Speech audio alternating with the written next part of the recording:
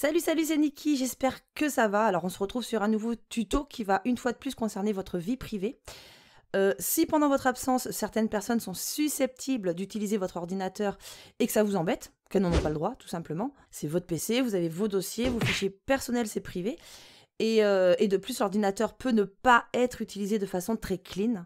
Donc dans un premier temps, je vais vous montrer comment savoir si quelqu'un utilise votre PC, qui l'utilise et quand. Et ensuite, je vais vous montrer comment repérer un keylogger, un enregistreur de frappe, si celui-ci a été installé sur votre machine, par une personne qui a justement utilisé votre ordinateur, par exemple. Même si c'est bien sûr pas la seule façon d'en attraper. Voilà, donc allez, on traîne pas plus, on attaque, let's go.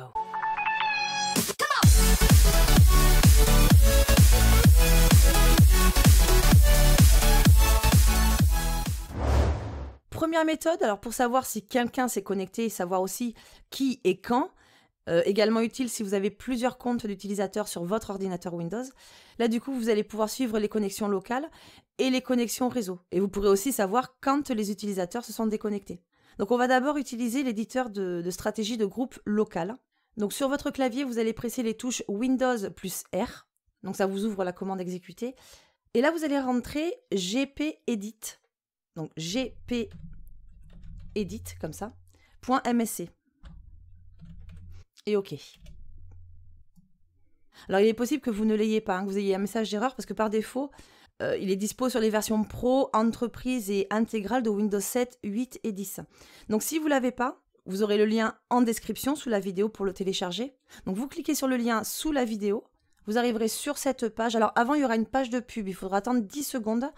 Et en haut, vous cliquerez ici, à peu près ici, pour accéder au lien. Et quand vous arrivez sur cette page, vous cliquez sur Download. Voilà. On va le chercher. Donc ça, du coup, je vais le fermer parce que je vais le refaire avec vous. Download. Vous aurez un dossier zipé, donc il faudra le dézipper. Clic droit, extraire vers. Donc si vous n'avez pas de logiciel de compression de fichiers, vous avez soit WinRAR, soit 7zip. Mais bon, je vous les laisserai aussi dans la description. Il faut que je le note. Ouais, donc je vous laisse ce qu'il faut dans la description pour installer le logiciel de compression de fichiers. Vous avez juste à l'installer, c'est tout. Une fois installé, vous revenez sur votre dossier zipé. Clic droit, extraire vers, donc comme on a vu. On rentre à l'intérieur. On double-clique. Et là, vous avez un petit script, hop, qui va s'ouvrir avec l'invite de commande. Donc, clic droit, ça c'est important, exécuter en tant qu'administrateur. OK. Bon, du coup, je l'avais déjà fait, je ne sais pas si... On verra bien. Donc là, du coup, vous attendez, vous allez laisser l'installateur procéder au téléchargement et à l'installation de tous les fichiers requis. Et quand vous aurez... Ah ben tiens, ça y est. L'opération a réussi. Donc, cette information, eh bien, vous appuyez sur une touche, n'importe laquelle du clavier, hop, vous fermez. À partir de là, il faudra redémarrer le PC. Donc moi, je ne vais pas le faire, je l'ai déjà fait. Et c'est bon, ça fonctionnera. Et là, vous pourrez rentrer à nouveau, donc Windows plus R, enfin, presser les touches. Rentrez gpedit.msc et OK. Là, vous voyez, on arrive sur l'éditeur de stratégie de groupe local. Je vais agrandir un petit peu.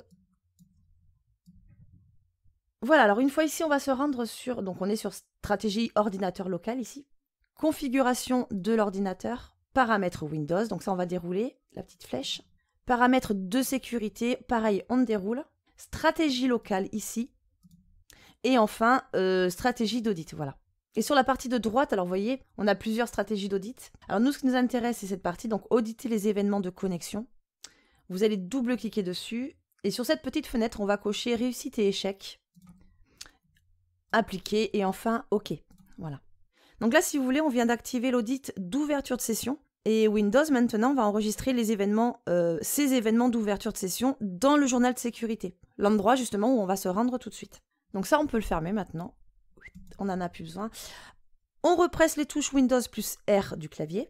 Et là, vous allez rentrer event, E-V-E-N-T, VWR.msc.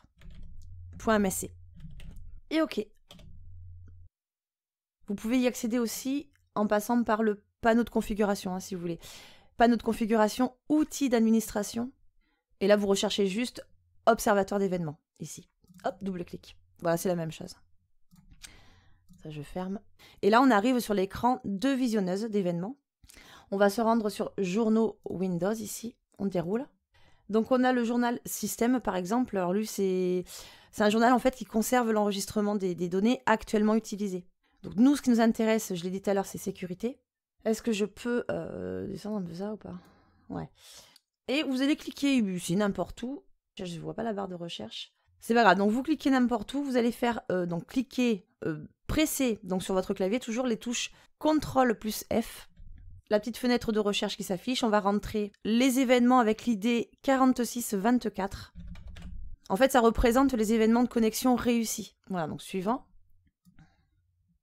Donc là, il a dû me le trouver, ok. Ici, donc le fait d'avoir entré cette recherche, il nous place automatiquement sur la bonne ligne. Une fois qu'on est sur l'événement de connexion réussi, on double-clique dessus. Nouvelle fenêtre, hop. Et maintenant, vous voyez qu'on a accès, on a le nom du compte, la date, donc la date de la dernière connexion avec l'heure exacte, de la connexion réussie, et tous les détails. Alors, vous pouvez dérouler ici, d'ailleurs. Sur l'onglet détails, ici, pareil, on a donc une vue simplifiée donc, concernant les détails. Voilà, donc nous, ce qui nous intéresse surtout, c'est quand la connexion s'est effectuée pour la dernière fois. Donc, on a effectivement la date, l'heure exacte, avec le nom du compte. Et il me semble qu'on peut même demander à Windows de nous envoyer un mail quand quelqu'un se connecte. Mais je ne sais pas comment on fait. Il faudra que je regarde, tiens. Donc, comme je disais, Windows va enregistrer les événements d'ouverture de session. Et si je ferme, je me rends compte qu'il n'est pas réactualisé, puisqu'on n'est pas le 16, on est le 19. Donc, je reviens sur Application. Vous voyez, on a les informations, hein, 19-10, 8h44. Et si je reviens sur Sécurité, il faut lui laisser le temps de chercher. Voilà, bon, là, c'est bon. Donc, on est bien le 19-10 2018, 8h40. Donc, CTRL plus F, 46-24, suivant. On l'avait juste en dessous, mais bon, c'était pour montrer. Et la même chose, donc, on double-clique. Hop. Et sur cette fenêtre, vous avez à nouveau tous les détails de la dernière connexion. Donc ça, c'est utile pour savoir si quelqu'un s'est connecté, qui s'est connecté, si vous avez plusieurs comptes d'utilisateurs, etc. Alors, deuxième méthode, alors toujours pour savoir si quelqu'un s'est connecté à utiliser votre PC, mais cette fois, on va savoir quels fichiers et quels dossiers ont été consultés. On va se rendre sur le disque C, on clique, hop, on rentre, et dans la barre de recherche, juste là, vous allez taper « Documents récents », ici, là. Alors, le temps qu'il fasse la recherche, ça peut être un peu long. Il y a plus simple au pire, bon, je vous montre comme ça. Il m'a trouvé les documents récents, double-clic. Maintenant, vous avez un œil sur tous les derniers fichiers qui ont été consultés. Pour obtenir les derniers fichiers consultés, cliquez sur « Modifier-le ». Donc bon, là c'est bon, c'est par ordre chronologique, mais vous, si ce n'est pas le cas, cliquez sur « Modifier-le » une fois, de façon à afficher les plus anciens, vous voyez ici, ou les plus récents, consultés. Sinon, oui, je disais une autre façon de faire pour les retrouver, peut-être plus simple. Ça, je ferme. Windows plus R du clavier. Et puis là, vous tapez tout simplement récent. Voilà, récent comme ça, entrée.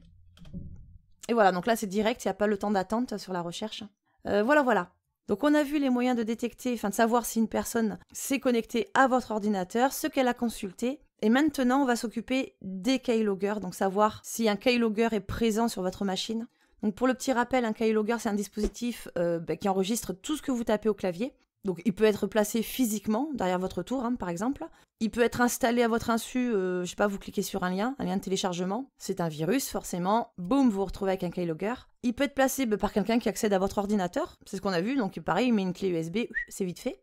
Et ces keyloggers sont programmés, en général, pour envoyer un email qui contiendra toutes vos données, numéro de carte bancaire, mot de passe, identifiant, etc., à une personne mal intentionnée, bien sûr. Alors, comment savoir si un keylogger est installé sur votre machine? D'ailleurs, on dit souvent que c'est pas évident, puisque deux keyloggers peuvent être programmés différemment, et ils savent se rendre discrets et invisibles sur un système. Donc déjà, premier indice, la lenteur du PC, puisque une fois exécuté, le keylogger va s'assurer de se lancer automatiquement à chaque démarrage du système. Donc à chaque fois que vous démarrez votre PC.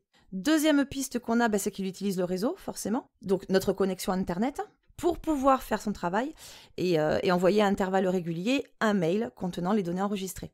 Donc première technique, on ouvre le gestionnaire de tâches. Donc clic droit ici, gestionnaire de tâches juste là. Ou alors sur votre clavier, vous maintenez les touches CTRL plus ALT plus supprimer, gestionnaire de tâches. Voilà. On va aller sur l'onglet Performance. Et enfin, tout à fait en bas, ouvrir le moniteur de ressources. Vous cliquez. Alors, on va ouvrir la barre réseau, ici, on déroule. Ici, on peut voir en fait tous les processus qui envoient ou qui reçoivent des paquets. Donc, on a la description, donc processeur, on a les processus, on a la description, à quoi correspondent ces processus, ceux qui sont en cours d'exécution. D'ailleurs, en cliquant sur UC moyenne, juste là, donc je clique dessus, Vous pouvez voir en fait le processus qui utilise... Attends, je reclique dessus, voilà. Là, vous pouvez voir le processus qui utilise le plus le processeur. Vous voyez, par exemple, là, le dernier, comme j'ai cliqué, c'est 244 et c'est OBS. OBS, donc mon enregistreur vidéo. .exe, donc c'est l'application. Ici, donc on revient sur réseau. Ici, sous adresse, vous avez les adresses distantes contactées. Vous pouvez donc savoir à quelle adresse un processus se connecte. Mon téléphone a sonné, j'ai dû faire une pause. Alors bien sûr, oui, je disais, au moment où vous regardez, le keylogger n'est peut-être pas en action. Donc il n'en voit peut-être rien. Et en laissant le moniteur ouvert, en fait, il va garder en historique tous les programmes qui ont eu une interaction avec votre carte réseau. Donc du coup, vous notez le nom du processus qui vous paraît suspect, douteux. Par exemple, là on a svshost.exe. Donc vous le notez, vous allez sur Internet. Dans la barre d'URL ou la barre de recherche, vous tapez le nom, svshost.exe, que j'ai mal écrit, bien sûr. Et là, normalement, vous aurez très vite la réponse à votre question. Effectivement, je peux voir ici que ce processus est associé avec les services de système Windows. Donc, il n'y a pas de souci. Là, je sais que c'est safe. Ça, c'est la première technique qui demande néanmoins de la patience. Deuxième façon de faire, alors là, on va utiliser Wireshark. Wireshark qui est un outil qui analyse le réseau, en fait. Et si vous voulez, il capture les paquets en temps réel et surtout les affiche dans un format compréhensible pour l'homme. Alors justement, on parlait aussi de paquets tout à l'heure. Donc je vais d'abord vous expliquer un petit peu comment ça fonctionne. Alors concernant les paquets, quand vous naviguez sur Internet, vous vous rendez sur différents sites web, grâce à une connexion Internet, une connexion au réseau. Alors il faut savoir que votre ordinateur va communiquer avec le serveur du site en question, sur lequel vous naviguez. Et ils vont s'envoyer en fait des paquets de données. En gros, ils vont discuter entre eux, transférer des fichiers, négocier la connexion, diffuser des cookies, des authentifications de mots de passe, etc. etc. Donc vous vous en rendez pas compte, mais en fait, il se passe plein de choses quand vous vous connectez à Internet et que vous surfez sur des sites web. Puis ensuite, puisque ça va avec, nous avons les protocoles. Alors qui, eux, sont un ensemble de règles qui, en quelque sorte, imposent la marche à suivre d'une communication entre un ordinateur et un autre. Donc en gros, les protocoles gèrent la reconnaissance des paquets qu'on vient de voir. Et quand on parle de protocoles, donc vous avez déjà dû entendre parler de TCP, UDP, HTTP, etc. Ça, ce sont des protocoles. Donc pour l'exemple, rapidement, vous avez le protocole DNS qui permet en fait de faire le lien entre domaine et IP. En fait, il va faire une demande de connexion. Le protocole TCP qui lui va faire une demande de synchronisation, donc toujours entre l'IP utilisateur, donc votre ordinateur, et l'IP serveur. Il a plusieurs fonctions en fait, mais bon, globalement, c'est ça. L'HTTP, qui lui va demander le contenu d'une page, etc., etc. Voilà pour expliquer rapidement. Donc, on va se rendre sur le site de Wireshark. Alors, bien sûr, le lien dans la description, toujours sous la vidéo, vous cliquez. D'ailleurs, le lien, normalement, il vous emmènera tout à fait en bas de la page, puisque c'est là qu'il faut se rendre pour le télécharger. Donc, disponible aussi pour macOS. Alors, suivant votre système, 64 ou 32, donc moi, c'est 64, Windows, on clique. Je l'ai déjà installé, donc je ne le refais pas. Enregistrer, et puis on va le chercher. Hop. Dans le dossier téléchargement, il est là. Allez, on l'installe. Je l'avais désinstallé au fait. Normalement, je l'ai désinstallé. On double-clique. C'est parti. Oui. Petite fenêtre d'installation. Next. I agree. Next. On continue. Il va s'installer donc dans ces programmes files Wireshark. OK. Et là, il vous coche par défaut l'installation de WinCap. Alors, qui est, pour ceux qui se posent la question, qui est un programme de filtrage en fait, et qui en général ne s'installe pas tout seul, c'est-à-dire qu'il est intégré aux applications comme Wireshark. Donc oui, il faut l'installer avec. Next. Là, c'est pas obligatoire. Installe. Normalement, c'est assez rapide, je crois. Et voilà. Ok, next. Ah oui, pardon. Il m'envoie forcément sur la fenêtre d'installation de WinCap. Je sais pas le dire. Je sais pas si on dit comme ça. Ok, installe. Et finish. Next. Et on va le lancer tout de suite. Donc on va cocher Run et Finish. Voilà. On arrive sur la première interface de Wireshark. Je peux l'agrandir ou pas? Ouais, un petit peu. Alors, avant de lancer l'analyse, et ça c'est important, vous allez couper tous les logiciels du PC qui communiquent avec Internet, comme Steam, MSN, Skype, Discord, etc. Donc d'ailleurs, il faut que je le fasse. Donc pareil, hein, gestionnaire de tâches, vous regardez ici tout ce qui tourne en arrière-plan, donc de quoi on n'a pas besoin. Epic Game, non, je joue pas à Fortnite, donc je peux le fermer. Bon, enfin bon, là c'est pas grave parce que c'est surtout pour vous montrer. Mais en tout cas, vous fermez vraiment toutes les applications qui sont directement en lien avec Internet. Également, si vous avez d'autres appareils qui utilisent le réseau, comme téléphone, tablette ou un autre ordinateur, vous coupez, vous déconnectez absolument tout. En gros, seul votre PC doit être connecté. On crée le moins de trafic possible. Une fois que vous avez coupé tout ça, eh bien, on va lancer la première analyse. Donc ici, juste à gauche, bim, on lance. Et il y a... Ah bah oui, je suis bête. Ça risque pas de fonctionner. Alors, j'ai oublié un petit détail, forcément. Hop, stop. Ben oui, il va falloir sélectionner le réseau que vous voulez renifler. Donc, Wi-Fi. Alors, moi, ce sera Ethernet. Donc, vous le sélectionnez. Et là, vous pouvez lancer. Voilà, c'est parti. Donc là, on va laisser Wireshark capturer les données tranquillement. Vous allez ouvrir un éditeur de texte. Vous allez taper donc ce que vous voulez, n'importe quoi. Vous allez presser les touches du clavier. Absolument n'importe quoi. On va essayer d'éviter les astérix. Les caractères spéciaux. Et à un moment donné, s'il y a bien un enregistreur de frappe sur votre PC, vous devriez voir des communications venant du PC qui n'ont rien à faire là. Attends, je reviens sur... Voilà, ici. Donc un peu trop de lignes, par exemple, avec votre adresse IP, enfin l'IP de votre ordinateur. Encore une fois, le keylogger ne va peut-être pas se déclencher à ce moment précis. Hein. Il faudra peut-être attendre un petit peu, quoi. Voilà, donc vous allez attendre de voir si l'IP de votre ordinateur ressort assez souvent. Donc je vous montrerai après pour trouver l'IP de votre ordinateur.